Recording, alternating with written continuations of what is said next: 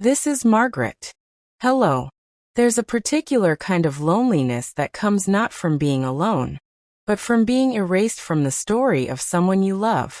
It's a quiet, bewildering pain. One day, you are a character in their life, a source of love, of history, of home. And then, through a series of almost invisible edits, you find yourself written out. Your lines are given to someone else. Your motives are rewritten in a darker ink. This is my story. It's about my son, James. It's about the woman he loved, Chloe. And it's about the slow, meticulous dismantling of a bond one thought was unbreakable.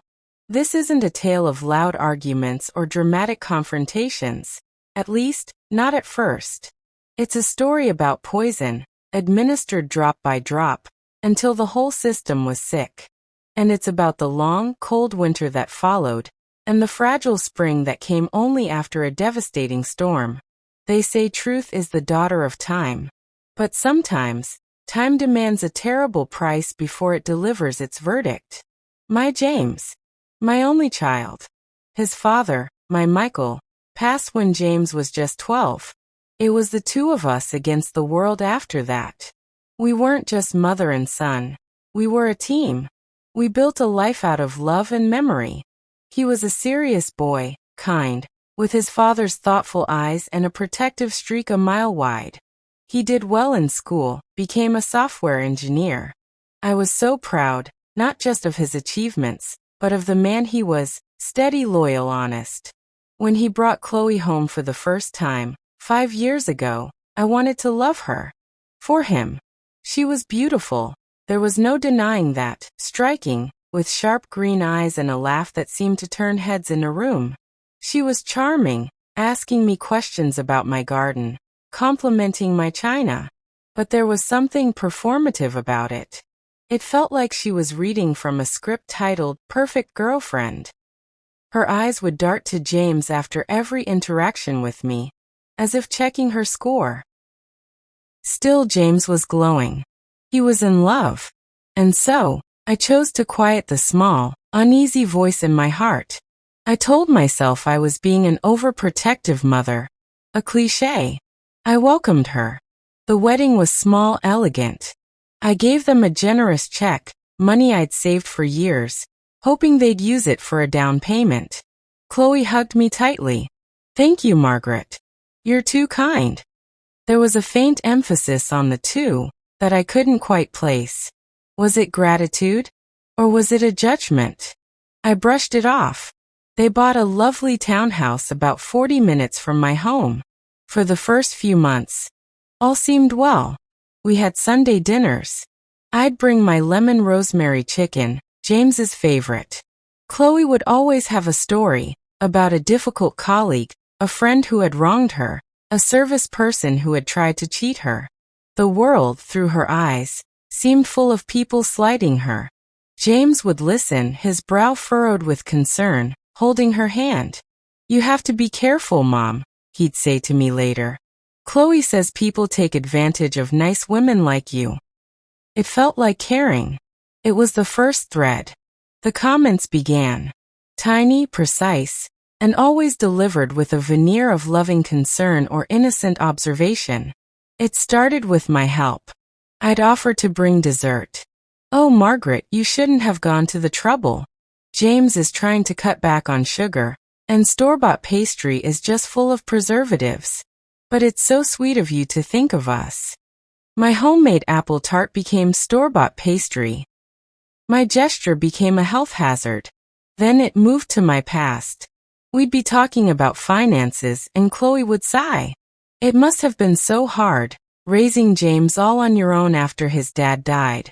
I can't imagine the financial stress. It's probably why you're so anxious about money now. She reframed my prudent saving, born of necessity and responsibility, as a pathology, an anxiety I inflicted on them. She weaponized my love. When I bought James a nice sweater for his birthday, she'd later say to him, within my earshot, "Your mom means well, darling, but this style is a bit mature for you. Don't worry, I'll exchange it for something more current." My taste was outdated. My gifts were burdens. The most insidious were the private conversations I never heard, only felt the effects of. James would call, and his tone would be careful, distant. Margaret on a phone call. Mum. James, sweetheart. How are you? Fine. Listen, about Sunday. Chloe's not feeling great. The thought of a big rich meal is just too much. We're going to have to take a rain check. Oh, I'm sorry to hear that. Is it a migraine again? Yeah. Probably. She's been under a lot of stress. Work is, well, it's a lot. I think we all just need a quiet weekend. Of course. I understand. But I didn't. The big rich meal was my lemon chicken. The stress was a force field she was building. He started to question things he'd never questioned before. He'd ask, with a new edge in his voice, about the terms of his father's life insurance. Had I invested it wisely? He'd mention, casually, that Chloe felt I was a bit dependent on him for emotional support, and that it wasn't healthy for either of us. Every time I tried to talk to him to say, James, is everything all right between us? He'd get defensive. Mom, don't be dramatic. Chloe just wants what's best for us. She loves you. You're imagining things. That was the worst part, being told the poison was a figment of my imagination. Gaslighting, I later learned the term. It makes you doubt your own sanity. The drop-by-drop erosion of my character was complete. To James, I was no longer his resilient, loving mother. I was becoming a slightly manipulative, financially anxious, emotionally needy woman who posed a subtle threat to his new wife's happiness. The holidays were the battleground. For 30 years, Christmas Eve had been at my house. A simple tradition. Michael's favorite cider, carols, church in the morning. The first Christmas after the wedding, Chloe announced they were starting their own tradition. A trip to a ski resort. Just the two of us, to make our own memories, she said, smiling at James. He looked at me, torn, but the plea in her eyes won. You understand, right, Mom? It's important for a new family. I spent that Christmas Eve alone, for the first time in my life. I understood, intellectually, that children grow up and create new traditions. But this didn't feel like a natural evolution. It felt like a surgical removal. My attempts to bridge the gap backfired spectacularly. I invited them for a weekend in spring. Chloe forgot, and booked them a spa weekend. I texted James funny articles or memories. He'd reply with curt one-word answers. Thanks. Okay. Busy. Then the incident with the heirloom pearls. They had been my mother's, and her mother's before that. I had always told James the first would give them to his wife one day. After they married, I waited for a special occasion. On their first anniversary, I brought out the velvet box. Chloe opened it. Her face didn't light up with joy. It calculated. Margaret, these are vintage. So unique. She never wore them. A month later, James called, his voice stiff. Mom, Chloe was wondering, those pearls. Are they insured? She's worried about keeping something so valuable. And frankly, with your history of being a bit forgetful, she's concerned they might not be safe here. Maybe we should put them in a safe deposit box. My history of being forgetful? I had once lost my keys. Once. 5 years prior, it was a pretext. She didn't want the pearls. She wanted to establish that my judgment, my care, was unreliable. She wanted control over the family artifacts. I felt a cold fury. They are to be worn, James, not locked away in a vault. They've survived 100 years in family hands. The conversation ended badly. The pearls stayed with me, a symbol of a trust that was broken. New family. The words were a knife. I was now the old family. An archive. Not a living part of his present. The final brick was laid on my birthday. I waited all day for a call. It didn't come. At 9 p.m. I texted. Thinking of you. Hope you're both well. An hour later, James replied. Sorry, Mom. Crazy day. Happy birthday. No call. No card. Nothing. I sat in the dark of my living room. The silence of physical weight. The wall was complete. I was on the outside. For 2 years, I lived in a state of suspended grief. It was like having a child who had died, but with the cruel twist that he was alive and well, living just 40 minutes away, choosing every day not to see me, not to call me. The pain was a constant ache, a background noise to my life. I went to therapy. My therapist, a kind woman named Dr. Evans, gave me language for what was happening. Coercive control. Isolation. Triangulation. She told me Chloe's behavior was a pattern, not an accident. She was securing her position as the sole emotional source for James. Anyone else, especially a prior primary love like a mother, was a threat to be neutralized.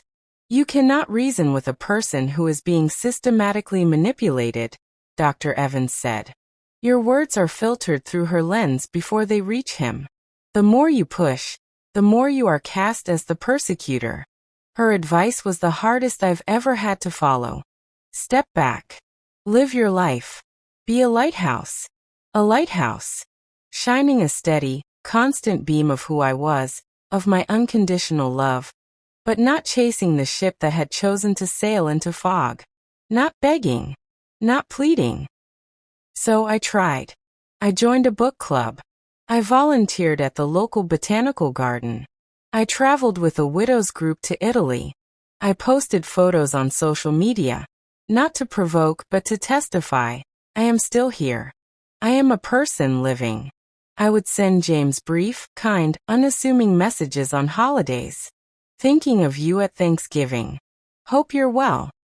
No reproche. No demands. Just the lighthouse beam. He rarely responded. When he did, it was generic. You too, Mom. I heard snippets from old family friends. Chloe had a falling out with her own parents. She'd cut off a childhood best friend. The pattern was repeating, but James, inside the fortress, couldn't see it. Then the storm. It was a Tuesday afternoon, over 3 years since the wall had been fully built. My phone rang. It was James. My heart seized. He never called anymore. I answered. James? What I heard was a sound I'd never heard from my stoic son before. Ragged, gut-wrenching sobs. He couldn't form words. James, what is it? What's happened? And Mom, he choked out. See Chloe, she's gone. My first, terrible thought was that she had died. Oh my God. What happened? No, not dead. Gone. She left me. She's been having an affair. For over a year. With my business partner, Mark. They emptied one of our joint accounts. They're there in Belize. The words poured out in a torrent of agony and humiliation. The evidence he'd found. The lies stacked upon lies. The secret phone. The financial deception. The cruel things she'd said about him when she thought he'd never find out. She had mocked his loyalty, called him gullible and dull. She had taken out everything, his trust, his money, his partnership, and vanished. And then, he said the words that broke what was left of my heart. She told Mark that isolating me from you was the easiest part. That you were so pathetically clingy, that all she had to do was shine a light on it, and I'd run the other way. He dissolved into tears again. Oh God, Mom. What have I done? What did I do to you? There was no triumph in that moment. None. Hearing his pain, the utter devastation in his voice, was its own kind of torture. The son I loved was in ruin. Where are you? I asked. My voice steady, the lighthouse beam cutting through his store. I'm at the house. It's so empty, don't move. I'm coming. I drove to the townhouse I'd visited so few times in recent years. The door was unlocked. He was sitting on the bottom step of the staircase, head in his hands. He looked like a lost boy, the man he'd built completely dismantled. He looked up. His face was ravaged by tears, by shame. He tried to speak, to apologize, but no words came out. He just shook his head over and over. I didn't say, "I told you so." I didn't list my hurts. I walked over, sat beside him on the step, and put my arms around my son. He collapsed into me, weeping onto my shoulder as he hadn't since he was a small child, grieving his father. I held him. I rocked him. I let the storm pass through his. Much later, over terrible, weak tea in his barren kitchen, the story fully emerged. Chloe's pattern was one of serial exploitation. She'd been hiding massive credit card debt before they married. She'd targeted James for his stability, his good heart. Her entire performance had been just that, a performance. The complaints about others were projections. The isolation of him was a strategy to avoid scrutiny, to have total control. My instincts, the ones I doubted, had been right from the very beginning. He finally saw the receipts of her manipulation. He saw the saved text messages where she'd strategized with her sister about how to handle me. He saw the slow, steady campaign not as his wife's quirky sensitivity, but as a calculated demolition. His grief was multicolored. Grief for his marriage, for his betrayed friendship with Mark, for his lost money. But the darkest shade was the grief for what he'd done to me. The guilt was crushing him. "How can you even look at me?" he whispered, unable to meet my eyes. "I abandoned you. I believed every terrible thing she implied about you. I chose her lies over your lifetime of love. I don't deserve your kindness." This is the part people might not understand. The moment he asked for forgiveness, I gave it. Not because what he did was okay. It was profoundly hurtful. It was a betrayal of its own kind. I forgave him because he was my child, and he was broken.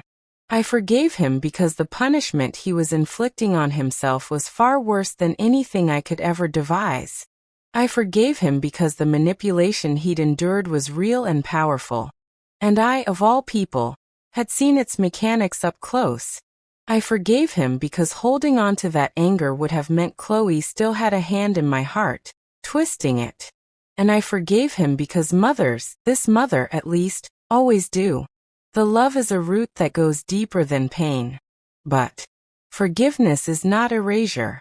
It is not amnesia. I said to him, "James, I forgive you. Completely. I love you. That has never changed. But we cannot pretend this didn't happen. You cannot just come back into my life as if you've been away on a long trip.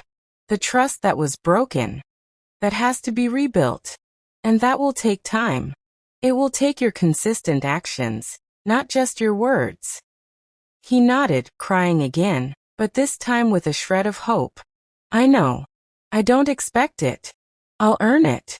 I'll spend the rest of my life earning it." That was the birth of the scar.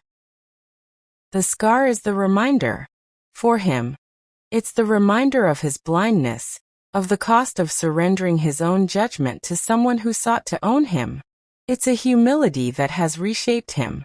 He is quieter, less quick to judge others, fiercely protective of truth. For me, the scar is the knowledge that my love is not an impervious shield. It is the permanent memory of that loneliness. It is the part of my heart that will always be just a little more cautious, a little less freely given. I will never again offer my whole, unguarded self to him in quite the same way. A chamber of my heart is now furnished with a lock. The key is trust, and he holds the pieces, slowly gluing them back together. It has been a year since that day on the stairs. James is in therapy, untangling the knots Chloe tied in his mind. He sold the townhouse. He lives in a small apartment. He comes over every Sunday. He cooks for me now. He asks about my life, my friends, my garden. He listens. He remembers. We talk about Michael. We talk about the past, the good memories, and we've begun carefully to talk about the lost years. He apologizes still often. I tell him, "The apology is in your presence now. The apology is in your eyes when you look at me." Our relationship is different. It is not the simple, sun-drenched bond of before. It is something more complex, more weathered. It has known darkness. It is a relationship forged in the aftermath, stronger in some ways for having been broken and carefully, intentionally mended. The gold of our love now fills the cracks, but the cracks are still visible. He is dating someone new, Sarah. A librarian. Kind, quiet, with a genuine smile that reaches her eyes. She doesn't perform. She just is. I am cautiously happy. James introduces her slowly, carefully. He is terrified of making another mistake. I am gentle with him. I am gentle with her. The lighthouse beam is steady. So this is my story. If you are listening, and you are in the lonely place I once was, if you are watching a beloved child be led away from you by a partner who wields whispers like weapons, please know this. You are not crazy. Your love is not the problem. The poison is real. You cannot fight the battle for your child's mind. You will lose, because the manipulator plays by rules of emotional warfare that decent people don't understand. Step back. Be the lighthouse. Shine with your own truth, your own goodness, your own well-lived life. Do not beg. Do not degrade yourself. It only feeds the narrative they are crafting about you. Live. Truly live. So that if and when the fog clears, and your child stumbles back to shore, shattered and ashamed, they will find you standing there, solid and whole. Not a wreck, not a victim, but a beacon. You will be their true north. And when they come, forgiveness is a gift you can choose to give, for your peace as much as theirs. But do not mistake forgiveness for forgetting. The scar is the record. It is the wisdom earned through terrible pain. It reminds us that love, the purest love, can be a target. But it also reminds us that real love, the kind built on a lifetime, is resilient enough to survive even betrayal. It can heal, but it heaves differently. My son learned the truth too late to prevent the wreckage, but he did not learn it too late to begin the salvage. And in that long, slow work of rebuilding side by side, we have found a new kind of love, one that has stared into the abyss and chosen, every day, to turn back toward the light. Thank you for listening. Wait. I think. This is a work of fiction inspired by real-life patterns of familial alienation and coercive control. If you see yourself in Margaret's or James's story, please know resources are available. Isolation is a classic tactic of emotional abuse.